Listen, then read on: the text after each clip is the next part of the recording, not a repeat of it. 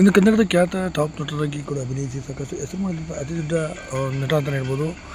ಮತ್ತು ಇದು ಅದ್ಭುತವಾದ ಹೆಸರು ಮಾಡಿದಂಥ ಈ ನಟ ಇದೀಗ ಅಪಘಾತದಿಂದ ಕೊನೆಯುಸಿರೆಳೆದಿದ್ದಾರೆ ಎಂಬ ಮಾಹಿತಿ ಬರ್ತಾ ಇರುವಂಥದ್ದು.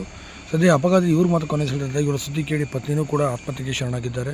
ಕನ್ನಡ ಚಿತ್ರರಂಗದಲ್ಲಿ ಇದೊಂದು ಘೋರ ದುರಂತ ನಡೆದೋಗಿದೆ ಅಂತಲೂ ಕೂಡ ಹೇಳ್ಬೋದು. ಹಾಗಾದರೆ ಯಾರು ಈ ನಟ ಅಂತ ನೋಡ್ತಾ ಬರೋಣ ಬನ್ನಿ.